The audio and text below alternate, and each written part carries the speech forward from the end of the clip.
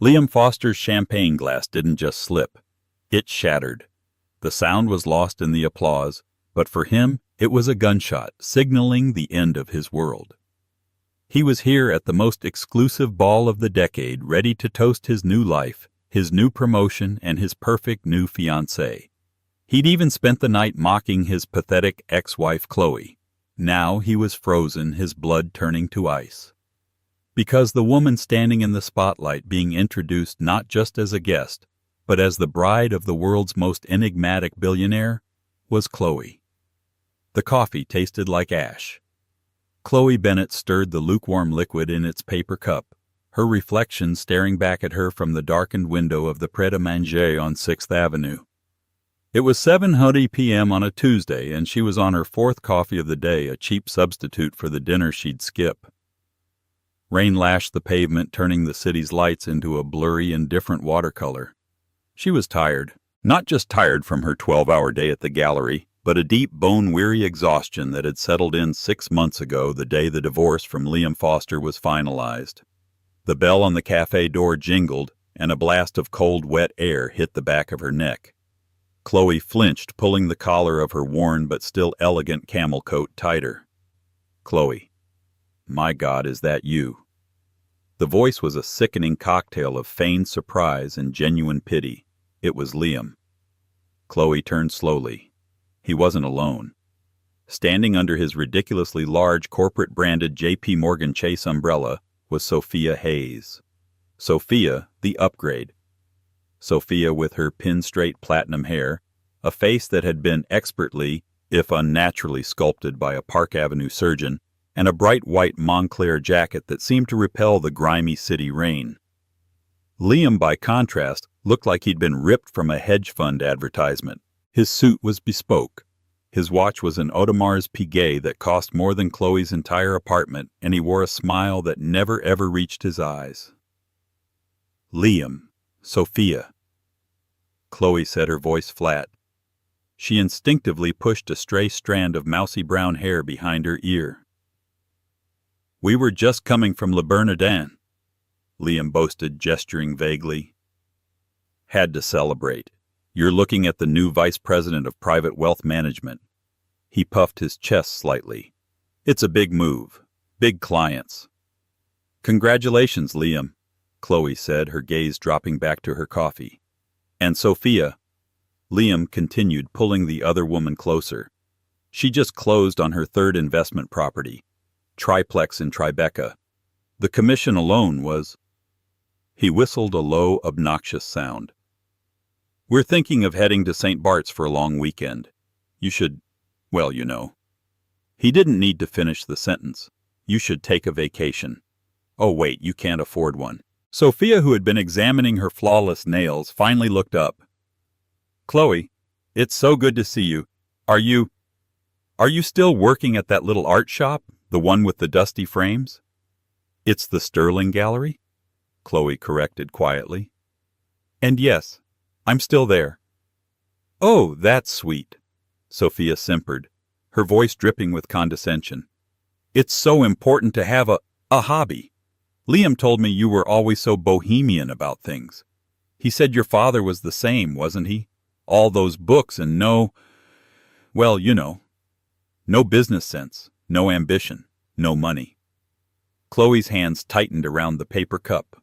Her father had been a brilliant, passionate art historian who died with a library full of priceless knowledge and a bank account full of dust. It was the one part of her life she had shared fully with Liam, and he had twisted it into a weapon. "It was good seeing you, Liam," Chloe said, standing up. "Hey, wait!" Liam said, his tone shifting to one of performance. He was playing to Sophia, showing her how magnanimous he was. "Look, Chloe, I know the settlement wasn't huge. You didn't really want to fight for the apartment, and well, I need it for, entertaining. I didn't want the apartment, Liam. It wasn't my home. It was your stage." Liam laughed, a short barking sound. "Always so dramatic. That's what I love about Sophia. She's a pragmatist. She understands assets.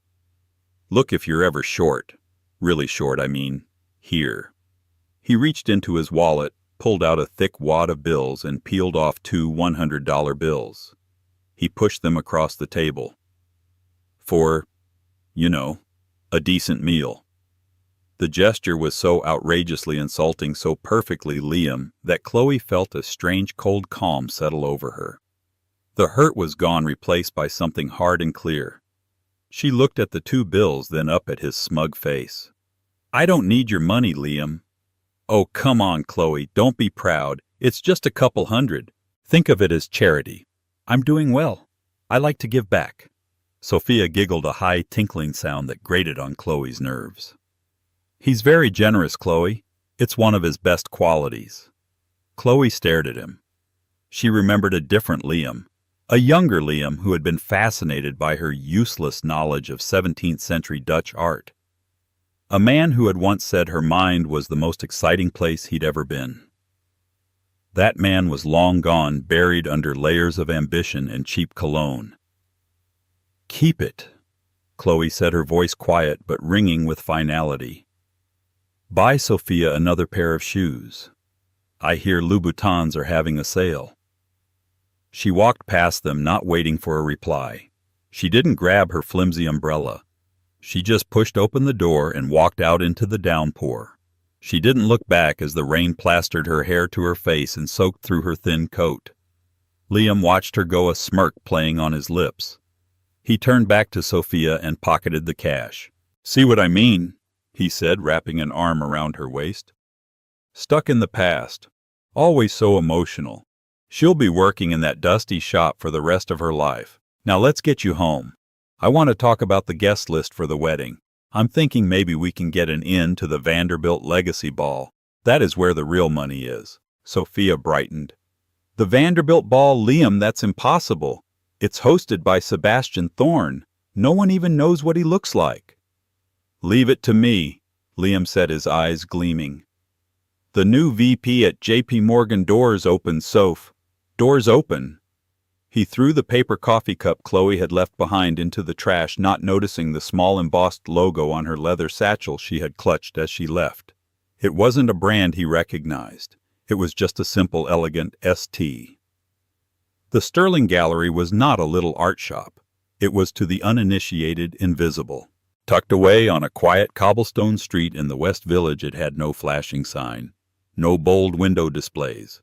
Its name was etched discreetly in gold leaf on a single-pane reinforced glass door. To the 99.9% of the world that walked by, it was nothing. To the 0.1%, the museum curators, the private foundation directors, and the old money families, it was the most important private gallery in the world. The Sterling Gallery didn't sell art. It acquired it. It authenticated it. It brokered history. Chloe Bennett was not an assistant. She was the gallery's senior partner and lead authenticator. The dusty frames, Sophia mocked, were in fact original 16th century hand-carved Florentine pieces. The dust was the patina of age, and the paintings within them were quietly exchanged for sums that would make Liam Foster's new salary look like a rounding error. When Chloe arrived at the gallery, soaked to the bone, her colleague Arthur was waiting. Arthur was a severe man in his late 60s, impeccably dressed in a Savile Row suit, who had been her father's oldest friend. "You're late, Chloe," he said, his voice gruff, but his eyes were kind. He handed her a thick monogrammed towel. "And you're wet." "I ran into Liam," Chloe said, drying her hair. Arthur's face soured. "That accountant. I trust you gave him my regards." "I gave him nothing," Chloe said, stripping off her wet coat. Underneath, she was wearing a simple, perfectly tailored black silk blouse and wool trousers, the uniform of the gallery. "He offered me $200 for a decent meal." Arthur actually snorted a rare break in his composure. "200? Good Lord! That wouldn't even cover the shipping insurance on the new Rembrandt sketch we're verifying." "He's been made VP at JP Morgan. He and Sophia are thriving." "Thriving?" Arthur repeated the word, tasting like poison. "They're climbing a ladder, my dear. You are building the entire building. Do not confuse the two." He led her to the back office, which was less an office and more a high-tech laboratory combined with a research library. Bookshelves soared to the ceiling, filled with rare auction catalogs and art history texts. In the center of the room, under a sterile museum-grade light, sat a small dark painting. "The package from the Zurich vault arrived," Arthur said. Chloe's demeanor shifted instantly. The tired, rain-soaked woman from the cafe vanished. Her eyes sharpened. She put on a pair of white gloves and a magnifying loupe, her focus absolute. "It's the one," she whispered, leaning over the canvas. "Look at the craquelure. It's consistent with the 1640s ground. And the pigment. That particular shade of ochre. It's him. It's the lost Vermeer." "Are you certain?" "Look at the brushwork on the pearl," Chloe said, her finger hovering just above the canvas. "The way he uses light, not as a coating, but as an ingredient in the paint itself. No one else did that. Not then, not now. This is the lute player at dawn. It's been missing since 1942, stolen from a private collection in Warsaw." "And our client?" Arthur asked. "Our client," Chloe said, a small, genuine smile finally touching her lips, "will be very, very pleased." She moved to her computer, logging into a heavily encrypted email server. She typed a short, concise message. "Subject re-item 402. Authentication complete. It is genuine. The provenance is confirmed via the Warsaw archives. Ready for transport. CB." She sent it to a single unlisted address, st@Thorn Dynamics Private. An automated reply came back instantly. "Message received. Await transport instructions." "He'll be happy," Arthur noted. "This piece completes the Dutch Masters collection for the new Thorn Bennett wing at the Rijksmuseum." "He just likes that we found something real," Chloe said, finally allowing herself to sit. "He hates the noise. He hates the fakes." "Speaking of noise," Arthur said, pivoting. He walked to a different desk, one made of 18th century mahogany, and picked up a single, impossibly thick vellum envelope. It was sealed with dark blue wax stamped with the crest of a phoenix. "This was delivered by courier an hour ago, for you, personally." Chloe took it. Her name was written on the front in exquisite, old-world calligraphy. Ms. Chloe Bennett. She broke the seal. Inside was a single, heavy card. "Mr. Sebastian Thorn requests the honor of your presence at the Vanderbilt Legacy Ball. On the occasion of his official engagement, Saturday the 18th of November, the New York Public Library, 9 o'clock. Chloe stared at the invitation. "Well," Arthur said with a knowing glint in his eye, "it seems our mysterious client is finally ready to go public." He's really doing this," Chloe breathed. "He hates parties." "He hates fools," Arthur corrected. "This is not a party. This is an announcement. And you, my dear, are the guest of honor." A different notification pinged on Chloe's phone. It was a group text from an old college friend, someone who still saw her as Poor Chloe. "OMG, did you guys hear Liam Foster's team at JP Morgan just scored a corporate table at the Vanderbilt Ball? Can you believe it? Liam and Sophia are going. I wonder who they'll be sitting with." Chloe looked at the text. Then she looked at the heavy vellum invitation in her hand. "Arthur," she said, her voice steel, "call Vera Wang's atelier. Tell them I need to move up my final fitting. And call Harry Winston. Tell them it's time to open the vault." To the world, Sebastian Thorn was less a man and more a ghost story told by the Wall Street Journal. He didn't exist on social media. There were no paparazzi photos of him on a yacht. The last known picture of him was a grainy 15-year-old snapshot from his graduation at Caltech showing a lanky, dark-haired young man in a cap and gown. Since then, he had built Thorn Dynamics, a juggernaut in AI logistics and private aerospace that had quietly and ruthlessly consumed its competition. He was a trillionaire, not a billionaire, but he lived with the invisible footprint of a monk. He owned islands, but no one knew which ones. He had homes in London, Tokyo, and New York, but he was never seen entering or leaving them. Forbes called him the Silicon Recluse. Vanity Fair called him the Phantom of Park Avenue. He was rumored to be brilliantly eccentric, or perhaps horribly scarred, or maybe just bored. The Vanderbilt Legacy Ball was his first ever public move. He had purchased the long-dormant Vanderbilt name and charter not for the history, but as the press release stated, to fund a new era of American innovation.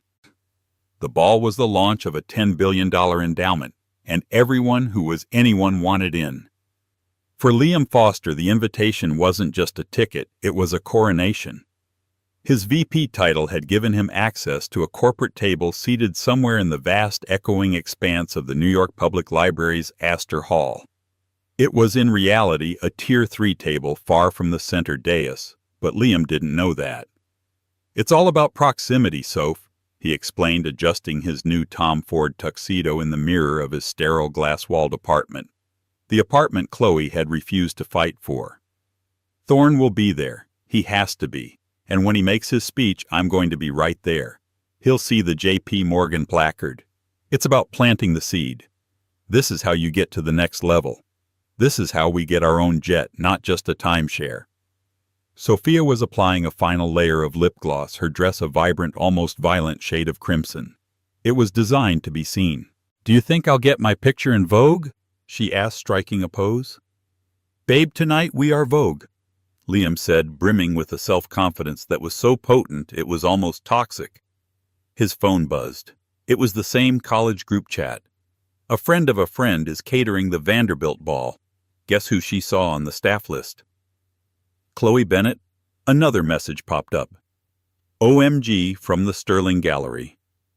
That makes sense. They're probably lending some of the old art for atmosphere. Poor Chloe having to work a party she should be attending. Liam read the messages and let out a genuine booming laugh. "This is too perfect," he said, showing the phone to Sophia. "Oh, that's just sad," Sophia said, her fake pity even more pronounced than his. "Imagine polishing the silver while your ex-husband is, well, us. Do you think we should say hello to her? Just to be nice?" "Absolutely," Liam said, his eyes gleaming with a cruel sort of delight. "We're generous, remember, we'll find her. Maybe I'll slip her one of those hundreds I saved. She can, I don't know, buy some more comfortable shoes." He finished his glass of scotch, the triumphant narrative already writing itself in his head. He, the conquering hero, walking the halls of power while his mousy, impractical ex-wife served him canapés. It was perfect. Meanwhile, on the 72nd floor of a private unmarked building overlooking Central Park, Chloe Bennett stood on a platform in a room walled entirely with mirrors. The apartment was not hers, it was Sebastian's. Or rather, it was one of his. The Vera Wang she had requested was not the Vera Wang, but a private in-house couturier who worked exclusively for the Thorne estate. "The hem is perfect, Ms. Bennett," the designer said, her voice a respectful whisper. The dress was not a dress. It was a work of art. It was a shade of deep midnight blue that seemed to drink the light in the room with a cascading train that moved like liquid smoke. The bodice was simple, elegant, and adorned with nothing, except for the necklace. Arthur, standing in the corner in his own tuxedo, cleared his throat. "The Winston delivery has arrived." A security guard built like a defensive lineman and wearing an earpiece stepped forward with a steel briefcase. He unlocked it and opened it. Inside, nestled on black velvet, was the star of the Adriatic. It was a 120-carat flawless blue diamond surrounded by a constellation of smaller white diamonds. It was a piece so famous it was thought to be a myth, a sister stone to the Hope Diamond. "Sebastian is insistent you wear this," Arthur said, his voice uncharacteristically soft. He said, and I quote, "It matches her eyes, and it will annoy the right people." Chloe laughed a real warm sound. He's not wrong. She lifted her hair as Arthur fastened the priceless heavy weight of history around her neck.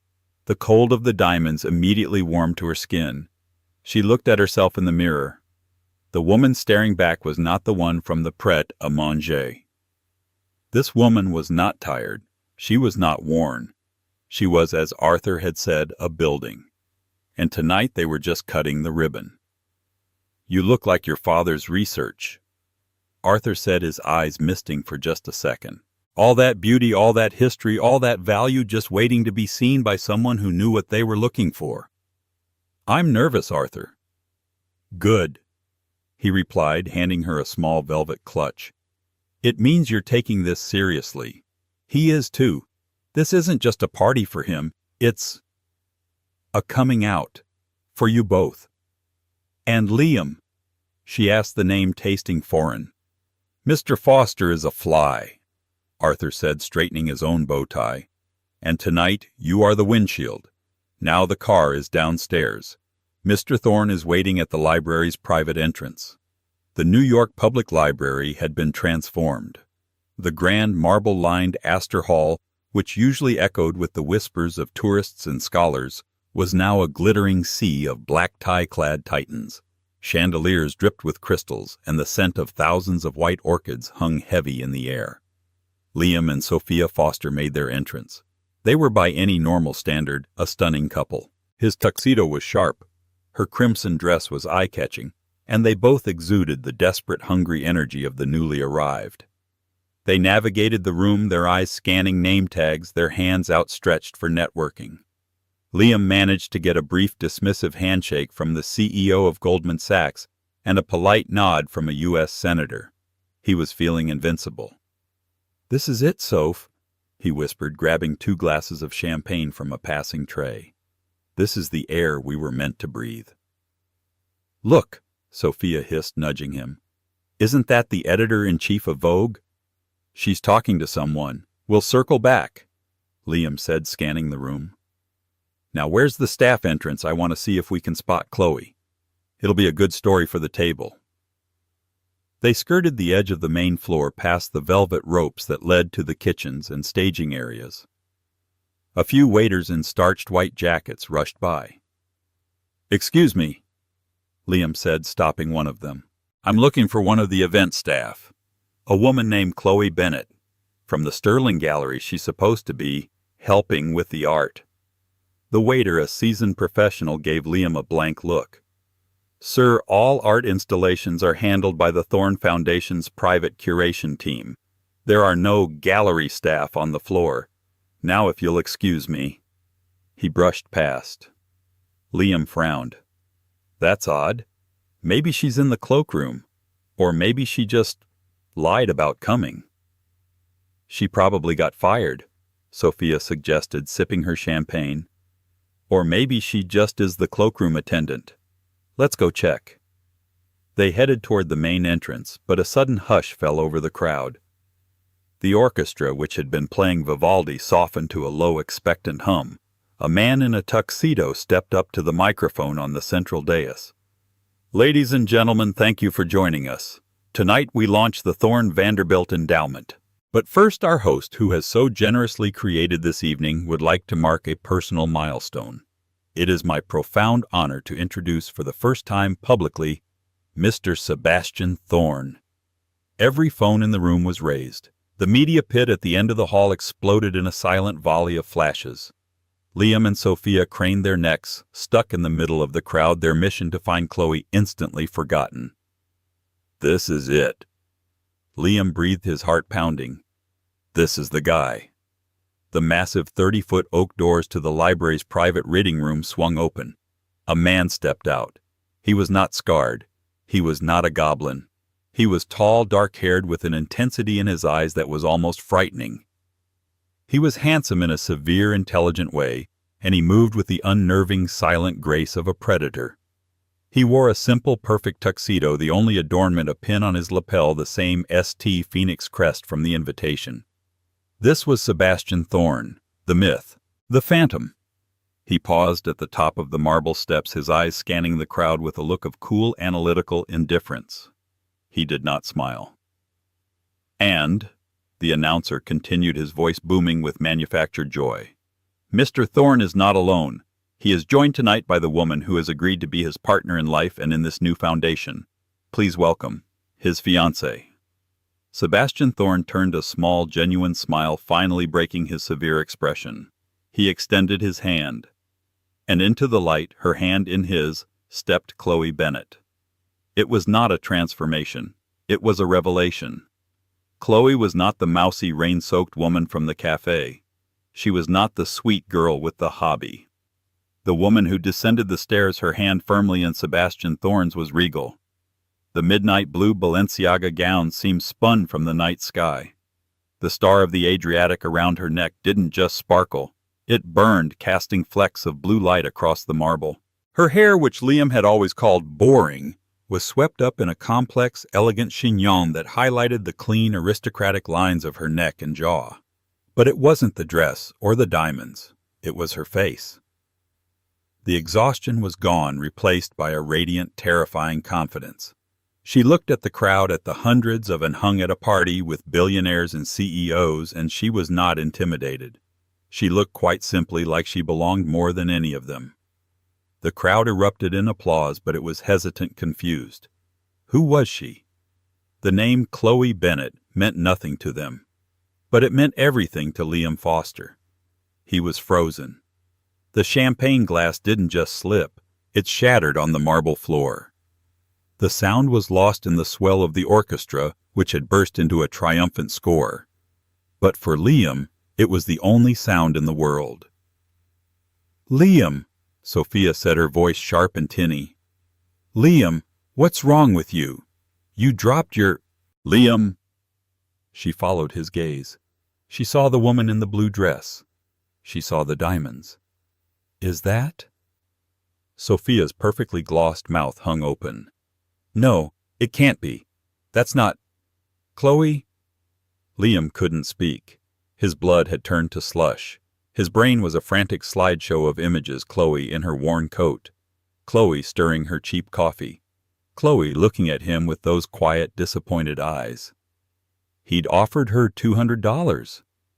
He'd mocked her hobby. He'd called her bohemian. He'd told her she had no ambition. And she was standing there engaged to Sebastian Thorne, the man Liam had been scheming all night to simply see. The man who could buy and sell J.P. Morgan Chase with the interest from his checking account. The announcer's voice cut through his paralysis. "Ladies and gentlemen, please join me in congratulating Mr. Sebastian Thorne and Ms. Chloe Bennett." Sebastian raised Chloe's hand to his lips and kissed it, his eyes never leaving hers. It was a gesture of profound public intimacy. Then he turned to the microphone. His voice was deep, and it needed no amplification. It cut through the hall with quiet, absolute authority. "Thank you for coming," he said. "For years I have focused on my work. I have avoided this." He gestured to the party. "I find the pursuit of status to be inefficient. But I was recently reminded by my fiancé that value is not always found in the stock market. It is found in history, in beauty, and in people who have the brilliance to see what others overlook." His eyes scanned the crowd, and for one heart-stopping second Liam felt those eyes land directly on him. "My foundation," Sebastian continued, "will be dedicated to recovering and protecting the art and history that shapes us. And it will be run by the only person on earth I trust to do it. My partner and the new president of the Thorne Vanderbilt Endowment, Chloe Bennett." The applause was deafening this time. The confusion was gone, replaced by the frenetic energy of a new power player being anointed. Liam finally moved. He stumbled backward, bumping into a horrified senator's wife. I need some air. I'm feeling sick." "Liam," Sophia hissed, grabbing his arm.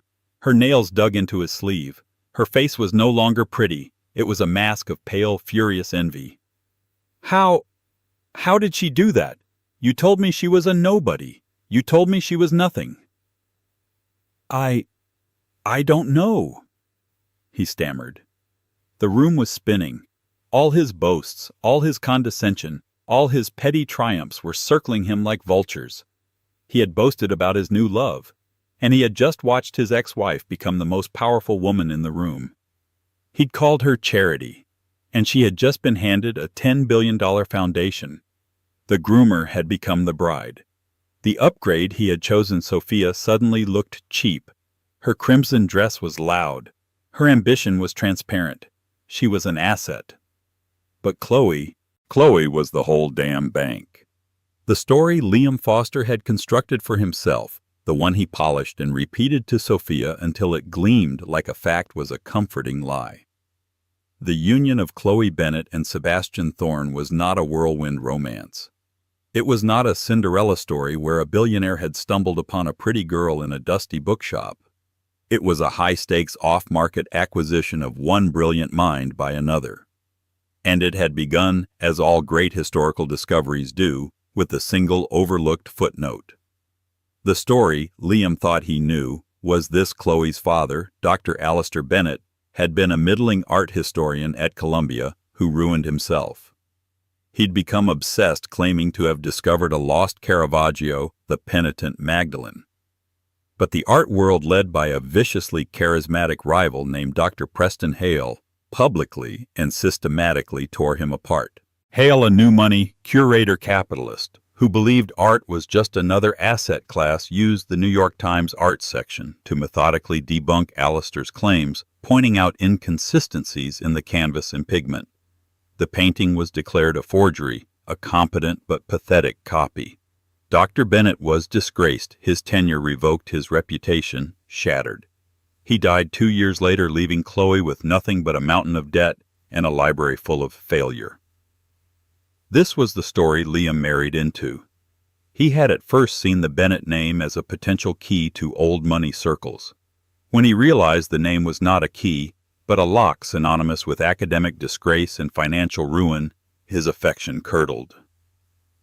He began to resent Chloe's quiet academic mind, seeing it not as brilliant, but as a liability, the same bohemian weakness that had destroyed her father. Chloe remembered with agonizing clarity the night he'd found her in their study poring over her father's journals. "Chloe, honey," he'd said, his voice slick with that ambitious charm he was so proud of, "why are you reading this sad sack stuff? It's like a manual on how to fail." He'd tapped the leather-bound book. "This is the past. It's debt. I'm talking about the future. I'm talking about assets. Now let's go look at penthouse listings online. I want to show you the kind of marble I want for the wet bar." He had dismissed her history, her passion, and her intellect as sad sack stuff. The day the divorce was finalized, Chloe didn't just mourn. She breathed.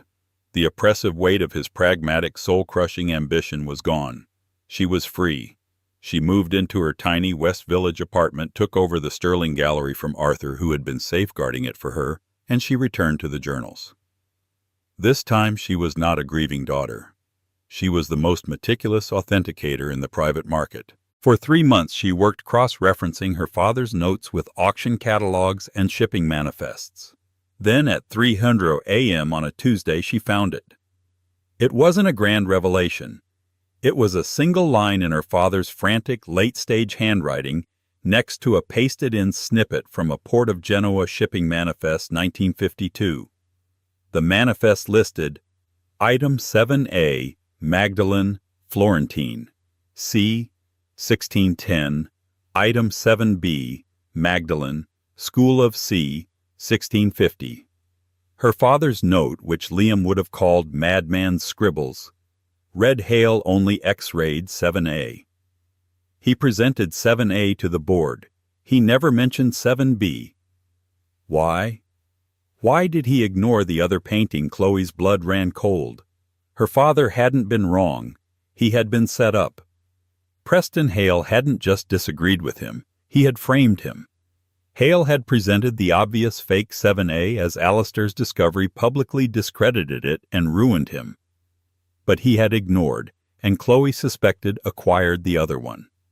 Chloe put all her resources into tracking item 7B. It had been sold, passed through 2 private collectors, and then 6 years ago had been acquired by a shell corporation based in Geneva. A shell corporation she traced through 3 firewalls and a deep dive into Swiss financial records to a single holding company, Thorne Dynamics. The real painting, the one her father had been searching for, was owned by the phantom billionaire Sebastian Thorne. She didn't hesitate. She didn't leak the story. That was Liam's way, all noise and posturing. She acted. She wrote one single email to the encrypted private server she'd unearthed. Subject: The Penitent, Magdalene Genoa Manifest, 1952. Item 7B. You own the real one. I am the only person alive who can prove it. C. Bennett. The reply came in 90 seconds. My office. Tomorrow. 10 a.m. St. The office was the 72nd floor penthouse. The elevator was silent, windowless, and moved so fast it made her stomach drop. The apartment was not what she expected. It wasn't gold and marble like Liam's dream. It was concrete, glass, and books. A massive telescope was aimed at the park. Blueprints for a rocket engine were spread across a table. And on the wall, lit by a single perfect museum light, was a painting. Sebastian Thorne emerged from the shadows. He wasn't in a suit. He was barefoot in gray jeans and a black t-shirt. He didn't look at her. He stared at the painting. Preston Hale sold me that 10 years ago, Sebastian said, his voice a low rumble. He told me it was the infamous Bennett forgery, a curio, a monument to academic failure. I bought it because I liked her eyes. They looked disappointed. He finally turned to her. His eyes were not cold. They were electric, processing her with terrifying speed. You are Alistair Bennett's daughter. You're here to tell me I own $100 million fake. No, Mr. Thorne, Chloe said, her voice steady. You're right. It is a fake. My father was ruined by it. But this isn't the painting he was tracking. She walked past him, setting her briefcase down. This is item 7A, the one Preston Hale used to destroy my father. I'm here because you also own item 7B, the one he hid. That was the beginning. For the next 6 months, Sebastian Thorne, the man who trusted no one, gave Chloe Bennett his undivided, obsessive attention. He was captivated. He, a man who built AI to predict the future, was mesmerized by this woman who could so brilliantly decode the past. Their romance was not dinners at Le Bernardin. It was 3:00 EAM strategy sessions in his private high-tech vault. It was Chloe under a magnifying loupe showing him the X-ray fluorescence of a 17th-century pigment. Look, she'd said, pointing to a screen, the lead tin yellow ground. It's period perfect. Now look at the file on Hale. She hadn't just found him a painting. She had uncovered Preston Hale's entire forgery ring. Hale had been using his reputation to authenticate fakes, seed them in minor auctions, and then sell them to billionaires like Sebastian. The fake Caravaggio on his wall was just the first. Sebastian deployed his private logistics team. 2 weeks later, item 7B, the real penitent Magdalene, was uncrated in his vault. It was magnificent. It glowed. Sebastian stood before the two paintings, the dull, competent fake and the radiant, divine original. This, he said, pointing to the fake, is what the world values: noise, ambition, a good story. A man like your ex-husband would call this a prime asset. Then he pointed to the real one. And this is what I value: truth, substance, the genuine article. He turned to Chloe, her face illuminated by the light from the canvas. You, Chloe, you are the genuine article. One night after they had successfully and silently forced 3 museums to deaccession their Hale forgeries, they were in the lab. Chloe was exhausted, her hair held up by a pencil, drinking stale coffee. Sebastian was just watching her. I've built systems that can predict the flow of global capital, he said, his voice quiet. I can track an algorithm's thought process, but I couldn't have predicted you. I'm just an art historian, Sebastian. You are a perfect algorithm, he countered. You're the only person I've ever met who sees the code in the chaos. The rest of the world, it's just static. He paused. I am inefficiently but profoundly in love with you. The engagement wasn't a proposal. It was a merger, a partnership. He told her his plan. I am going public, he said. I am launching the endowment. I'm tired of the fakes. I'm tired of the Hales and the Liams, of the world, the men who climb ladders and call it success. You hate that world, she'd said, wary. I hate fools, he corrected. but I will not stand on that stage alone and be pawed at by them. I need someone by my side who is real, someone who knows the difference." He took her hand. "Don't just be my partner, Chloe. Be my president. Run this foundation with me. Let's stop finding history. Let's start funding it. Let's build something that lasts." The Vanderbilt Legacy Ball was not a party. It was the press conference for their new empire. It was their declaration of war on the fake world. And Liam Foster. He wasn't the target. He was just the first most satisfying bug to hit the windshield. The rest of the evening was not a party. It was a coronation. The initial confused applause had transformed into a concentrated high-stakes gravitational pull. Chloe and Sebastian were no longer just attendees. They were the new sun, and the entire solar system of New York power, finance, media, culture, politics was realigning its orbit in real time. Chloe was not just the billionaire's bride. That narrative had died within seconds of Sebastian's speech. She was the president. She was the woman who had brought the mythical Sebastian Thorne out of his fortress, the intellectual powerhouse he had trusted with a $10 billion endowment. They were encircled, but not by the vapid socialites or the hungry junior VPs. The real power in the room had formed a tight, respectful perimeter. The director of the Metropolitan Museum of Art was deep in conversation with Chloe, his eyes alight. "Ms. Bennett, your father's work on 17th century pigment. We thought it was just theory. If your new findings on the Hale collection are even half correct—" "They are 100% correct, Director," Chloe replied, her voice calm and clear, carrying easily in the hushed circle. "And the endowment's first act will be to fund a full forensic re-authentication of your entire Restoration-era wing. We believe you have 3 forgeries. My team will be in touch." The director looked for a moment like he might faint. Sebastian Thorne simply watched his fiancée, a look of profound, almost dangerous pride on his face. He said nothing, deferring all matters of culture and substance to her. He was the vault. She was the key. Across the hall, in the darkest alcove by their Tier 3 table, the firm of Foster and Hayes was being liquidated. Sophia's face, once a perfect mask of bored beauty, was pale and tight with a fury that went beyond mere jealousy. It was the cold, hard panic of a speculator who had just been margin called. "You're a fool, Liam," she hissed, her voice a venomous whisper. She had her Louboutin heel tapping a frantic, silent rhythm on the marble. "A complete, utter, and total fool." "Soph, how could I know?" Liam protested. His voice was weak. His Tom Ford tuxedo felt like a cheap costume, and he was sweating. "She was just Chloe. She read those dusty books. She cried at sad movies. She was weak." "Weak." Sophia let out a sound that was half scoff, half gasp. "You, the financial expert, the VP of private wealth, couldn't tell the difference between a depreciating liability and a blue-chip stock.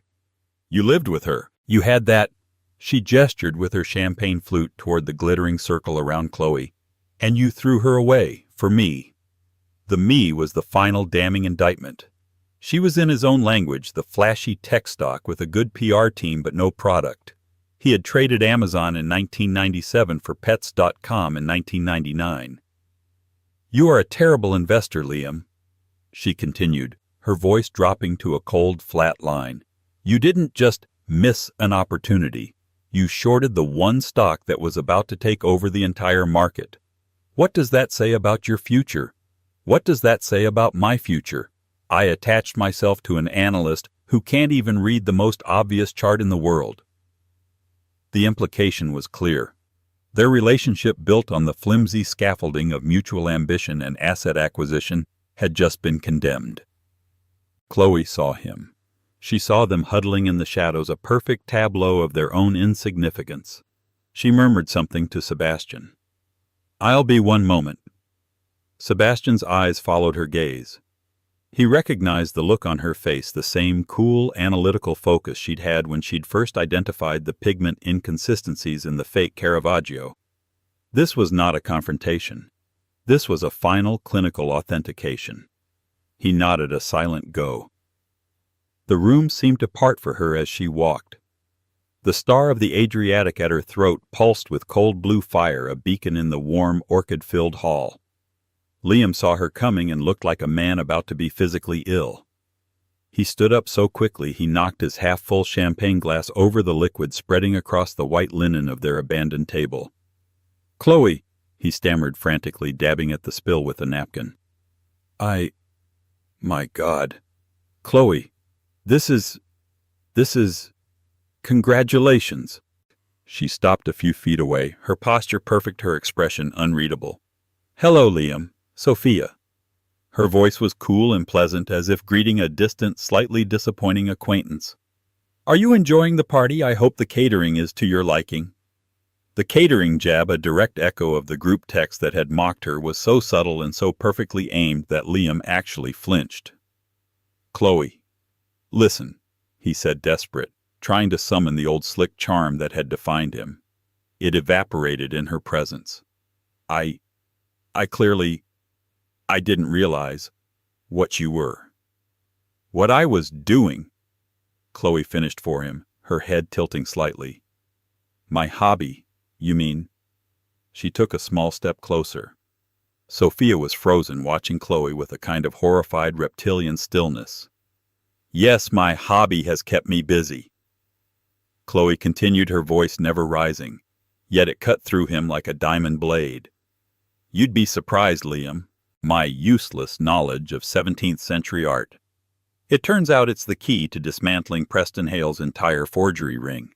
My obsession with my father's sad sack journals. She used his exact words and saw him recoil. They were the roadmap. The madman was just as it turns out right." I'm sorry," Liam whispered. It was pathetic, but it was all he had. He tried to meet her eyes to find the old Chloe he thought he knew. "Chloe, I'm so sorry. I miss you."